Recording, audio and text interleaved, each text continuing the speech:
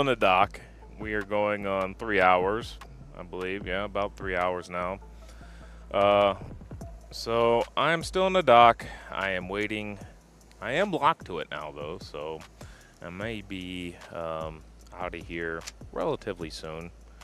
One can hope. So in the meantime, I've already done a reaction and commentary to another video by this Black Pigeon Speaks channel. Actually, I really like this channel. So I think he has a pretty concise and insightful commentary on a lot of political stuff. So I figured I would do this video too. This is the end, American friend. And if you do like this video, I would suggest you go to Black Pigeon Speaks YouTube channel and check out his full list of content. I don't think that you'll be let down if you do. Is that the correct? Yeah, something like that. It's good enough. So let's hit play and get on into this while I sip some Coke. Watching this round of the so-called debates in this election cycle of the presidential election-tainment, well, it's pretty clear to me that in many ways, so-called democracy within the republic has long since run its course. From Vance's beard that displays his toxic masculinity to Walz's bug-eyed saucer eyes that, according to the media, well, it demonstrates his passion. Well, the very... You gotta... It's everything is so retardedly slanted now. They don't even try to hide the slant. So Vance's beard is a sign of toxic masculinity and aggression to women. And Waltz's saucer, these lunatic. Hold on, concept of democracy is being completely. Hold on, let me look at these saucer eyes. Look at these eyes. I wish I could zoom in on it. Look at these. Look at this man's. This is a weird dude, man. This is a weird dude. But that's a sign of passion, don't forget. Well, it's pretty clear to me that in many ways, so-called democracy within the republic has long since run its course. From Vance's beard that displays his toxic masculinity to Waltz's bug-eyed saucer eyes that, according to the media, well, it demonstrates his passion. Really, nigga? Well, the very concept of democracy is being completely undermined in every single election cycle, but not in the way you think it is. It looks like his website is felixrex.net for his merch. Now, link to find them is in the description, and would like to thank you in advance, as it really does help the channel, as for years now, content like this has been put into an algorithmic black hole, as well as being demonetized. So thanks again, as well as I'm pretty sure you'll find something you will like. The so-called will of the people is more of an afterthought, and those that run the circus will say what they think people desire to hear, and once installed, are then never held to account. 1000%.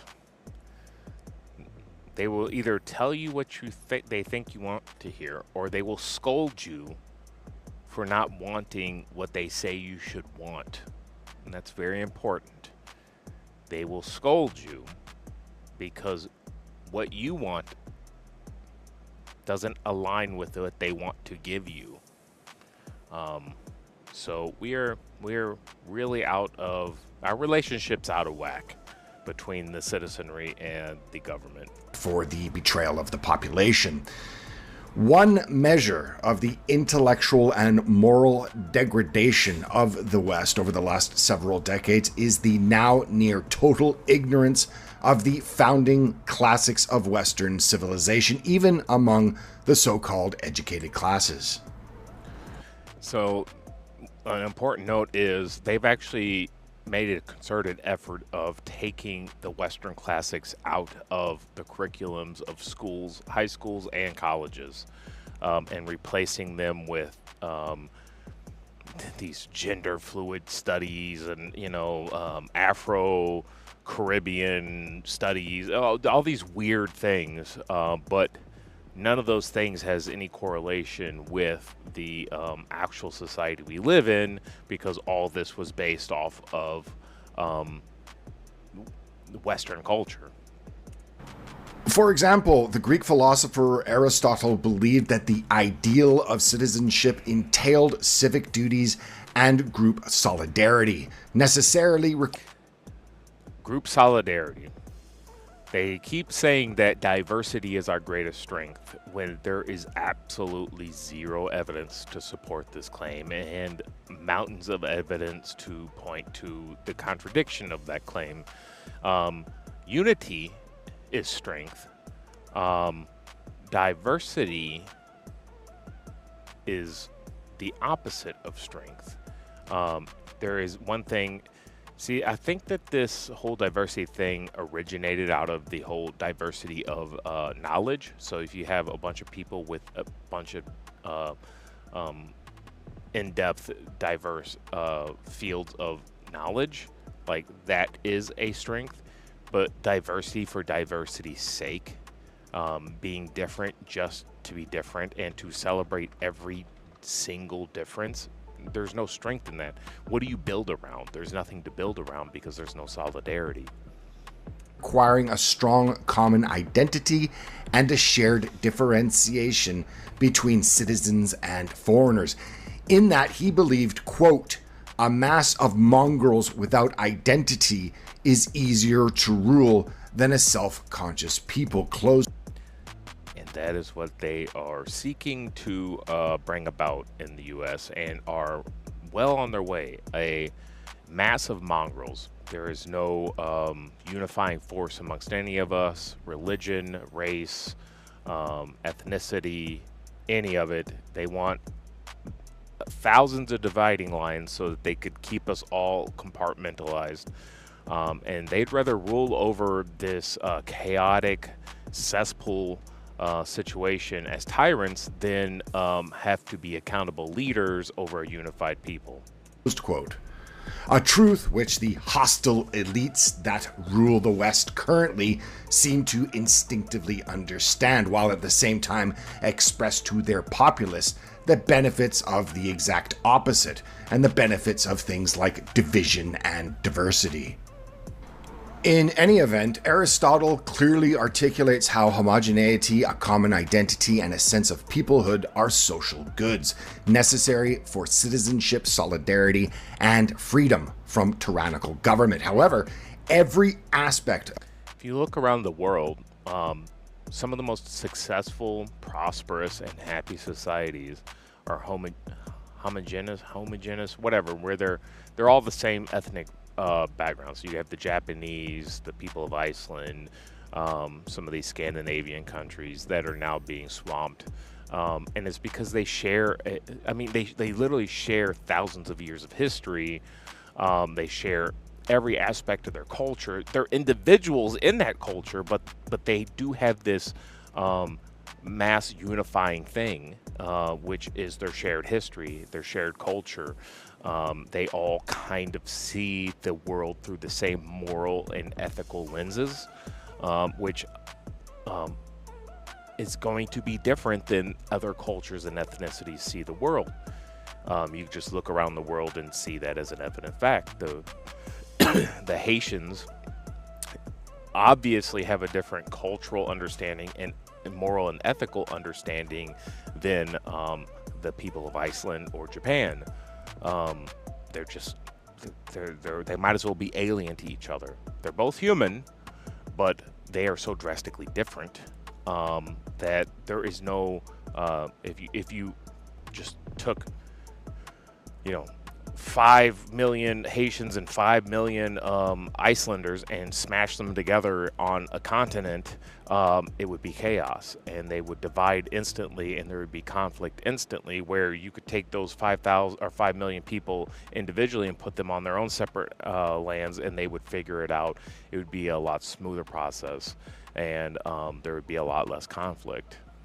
But they want the conflict. That's why they are taking drastically different cultures and forcing them together all across the Western world. of the current iteration of the American Republic not only rejects the ideas of Aristotle, and I should say Aristotle did have profound effect on the Founding Fathers, but indeed, the current iteration of the American Republic welcomes all things that bring about tyranny. With no commonality, with no community, with no bonds that tie those in contemporary democracies, well, this gives these so-called voters, most of whom have no skin in the game, the power to allocate the treasury to themselves without accountability. Votes are cast in secret, and those making decisions are never required to justify or bear the consequences of their actions. The consequences are just passed down to the next figurehead who laments his predecessor and his erroneous tenure while promising a better future that never transpires. More importantly, voters, through their acquiescence. Something that, if you've watched any of my videos so far, and if you are looking into the future and to the other videos I will make, it's something that I will harp on a lot, and you will hear me speak on a lot, and that is accountability and the lack thereof in our government. You can't have a free people in a prosperous society if the government is not accountable to the people. That is the key to all of this working, is accountability, and what we have now is anything but accountability. Our government does whatever it wants, whenever it wants, however it wants, and we've reached such a state that they've acquired or accumulated so much power that there is little to nothing that we could do about it. Essence give license to the political class to opt for financial policies that impose burdens on future generations, often long after they themselves are gone. And this is the case now in every single developed country, and however, the road is quickly running out. What many are beginning to understand is that our so-called democracies are not only financially bankrupt, but spiritually as well. Focus now on the 1.7. Not only have they turned away from the founding principle of Christianity, they've actually embraced, to me, what appears to be Satanism. Trillion spent annually on anti-poverty and diversity initiatives in the United States alone. What has become sacrosanct within the system is that any criticism of this and this spending would then contradict the core principles of American liberalism and the belief in the inherent equality of all people. Because if some people are poor, it's attributed to things like racism or inequality rather than personal choices or limitations. And this highlights the predicament facing our civilization. Democracy is unable to self-critique. It cannot acknowledge that equality is a construct akin to venerating golden idols or making sacrifices of virgins. I mean, that is a good point. Democracy is unable to self-critique. And that would require, people in elected office in power in the moment, recognizing their shortcomings, their faults, and turning against the momentum. The momentum is towards this equality and equity drive. More diversity. It's almost become a religion. Well, it's not almost. It has become a religion to these people. And if you speak out against it, no matter how obviously false and harmful it is to society and people in general, and you could have mountains of evidence pointing out how correct you are, and it doesn't matter. You are a heretic, and they will take your ability to take your message and reach the people that need to be reached away from you. So it's almost like it protects itself. It's like an immune system. It protects itself. So, yeah. To appease the god of rain. If diversity initiatives fail, the illusion of equality will be exposed, leading to the downfall of our so-called democracy. That's the thing, is they've failed in every instance, and there's always either ignoring the failure or saying or finding a ridiculous reason why it failed. Oh, there wasn't enough funding. We weren't all in. The evil extremist who opposed it. So it has this drive of trillions of dollars going in. It has every federal and government agency pushing it for this. And diversity is our strength. Everything's pushing it. Everything's driving it forward. But you could have a handful of internet nobodies, or even people with internet followings, like kind of just like poking holes in it.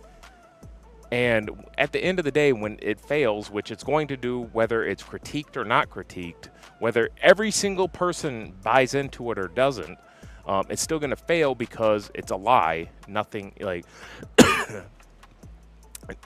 no two humans are born with the same capabilities. They're not born equal ability-wise. You're only supposed to be equal under the eyes of the law. The one place that none of us are equal, actually.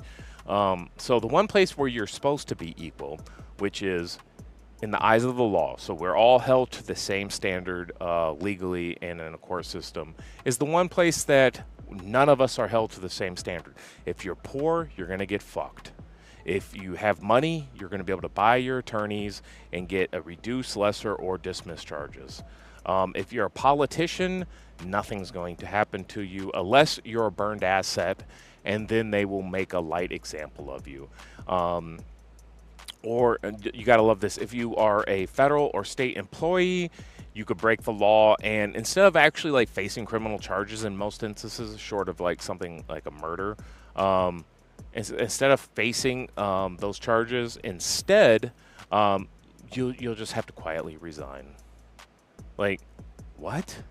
If I break the law, I get to quietly. Oh well, I break the law. I'll just quit my job, and it all goes away. Like, it doesn't work that way for anybody else. So the one place that you're supposed to be equal, which is under the law, is the one place you're not, and then they're going to convince you that in every other way that you're never meant to be equal. That's where you're equal. Democracy, which is built on the concept that is as stable as shifting sand.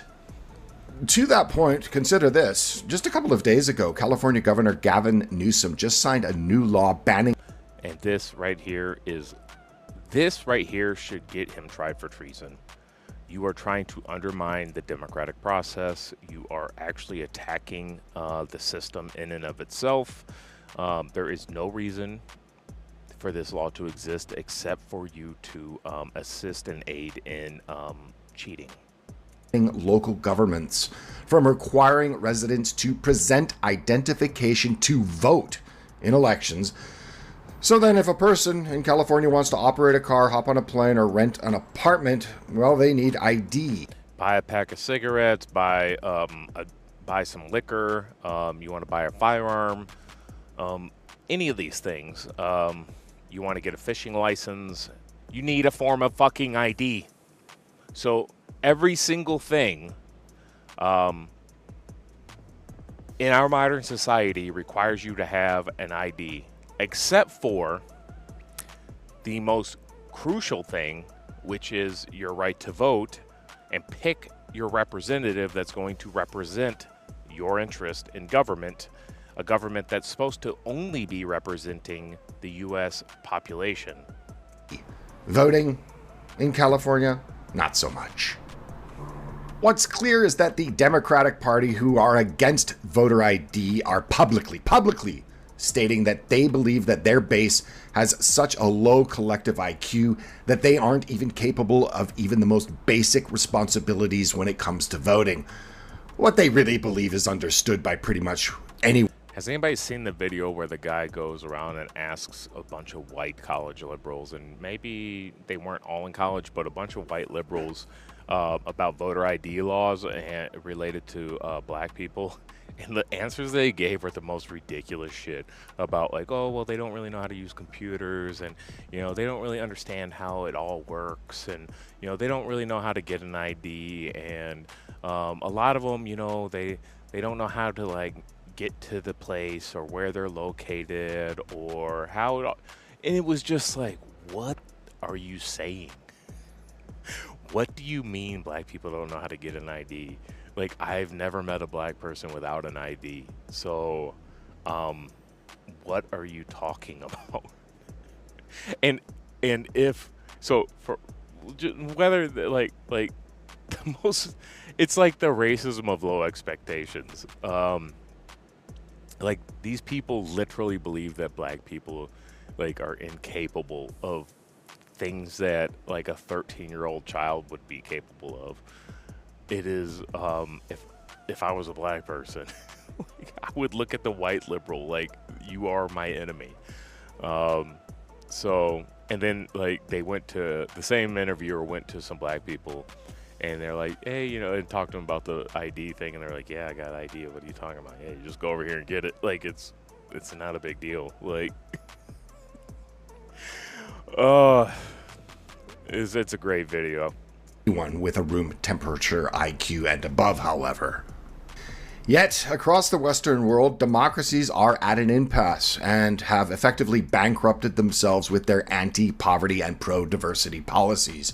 They find themselves depleted, relying on socialist welfare, and their only strategy appears to be continuing down the same path, adhering to the principles of equality while dismissing all alternative approaches. And what we're left with is a form of mob rule system. It's because the point of the system is to break the system. They need to break the system to rebuild the system that they actually want, which has nothing to do with democracy, let alone a representative republic. So the whole point is to break the system, to sow division and chaos, and break everything that you know. Because without breaking it, they can't rebuild it. Sustained by a collective belief that justifies its shortcomings. Many cling to this belief because they cannot envision, as stated previously, any alternative, and thus tolerate the absurdities in contemporary life. The nation enfranchises and economically supports unproductive underclasses that can then go on to vote the treasury to themselves, while the nation... This is something I believe in strongly. If you are not a contributing member of a society, you should have no vote. And I know that there are going to be people that find that like reprehensible, but I don't give a fuck. If you have no stakes in the society, as in you put nothing in and you only take out, you are not allowed to then go and vote. You don't get a say in the household that you don't help maintain and sustain. Like, this nation takes all of us being productive for it to work. And I'm not talking about people that are retired and therefore don't actually work. I'm talking about, you know, people that are perpetual welfare cases. You should not be allowed to vote, like as he says, vote the treasury to yourself. You shouldn't be allowed to have a say in how we all conduct the affairs of this nation when you don't have any sweat in the game. You're just here taking. You're just here eating, you know, for free. So obviously the things that you would vote for aren't necessarily in the best interest of us all. They're only going to be in your own interest. Continues to wither on the vine. What we have to admit is that democracy is no longer sacrosanct and no longer works. And presciently, in 1787, Thomas Jefferson famously said in an allegory to the Liberty Tree that the Tree of Liberty must be refreshed from time to time with the blood of patriots and tyrants. But I, however, think that most people will continue to focus on things that the media would like them to focus upon, like J.D. Vance's beard conveying aggression and opposition to feminist ideals and a sign of toxic masculinity. And while these same media experts praised Tim Walz for his bug-eyed expression throughout the debate, saying it showed his passion on the issues.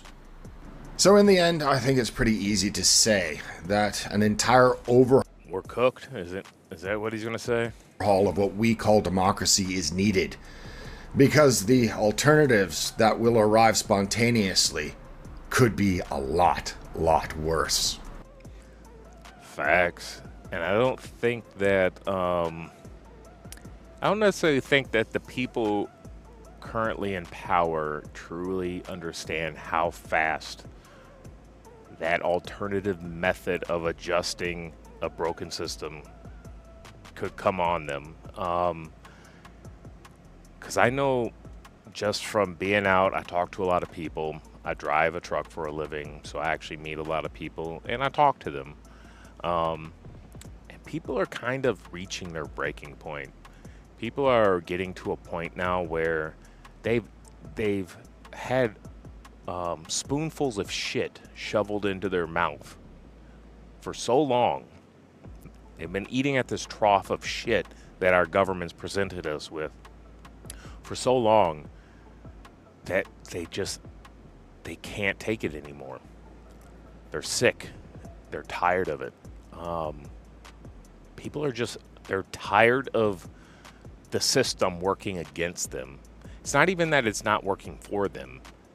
That would be bad enough. If the system was just indifferent to your existence, that would be bad enough. But it's not just indifferent. If it was indifferent, like, yeah, you'd have people that bitch about it, but in the end, people would just be like, yeah, whatever, like, I make my own path.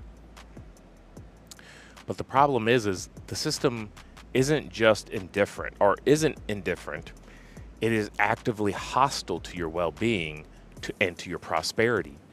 Our government, be it from the state to the federal level, the bureaucracy, has grown in such a way that it's like a cancer eating at the bones of this country. And it does everything it can to impede you, to stop you from progressing, to achieving your goals, to finding prosperity.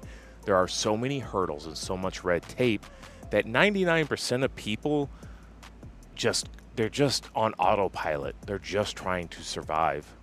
And it's no way to live.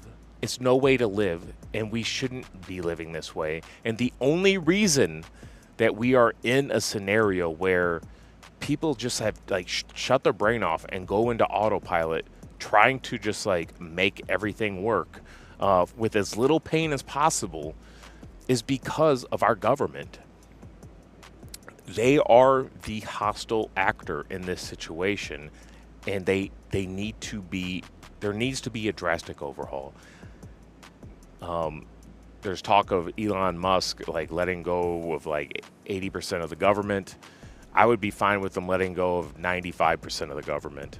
I mean, honestly, there's just a few critical functioning things that need to be kept into place along our ports, our borders, our military. And that's about it. So, I don't know how you feel about this video. Once again, this channel is Black Pigeon Speaks. I have actually just recently stumbled on his channel. I think it was last week, and I was intending to make a video around these two that I just recently did, this one and another one about the 15 things that would fix the United States. So I just got around to making these videos. If you like it, I would go to his channel, check out what else he's got, maybe giving him a sub. Hopefully he doesn't mind me just kind of reacting and adding a little bit of commentary to his videos. And with that, I'm going to say, if you like this, give me a like and sub and a comment and a blah blah blah blah blah blah blah. Here, you know what this is? This is me rattling my little tin asking for YouTube change. Not money, likes, subs, and comments. Ching, ching, ching, ching, ching. Is that what a panhandler's thing sounds like? Or I'm thinking more of the Santa, the Christmas Santa begging for change. Give it up. I wonder, do you think those Christmas Santas actually like turn that money in, or do you think that they keep some of it? Cash only, $10 or more, hundreds or better. Like if you went and put a $100 bill in there, do you think those Christmas Santas take the 100? Food for thought. Don't trust Santa. Damn, mama ain't bad. Just scam artist. All right, peace.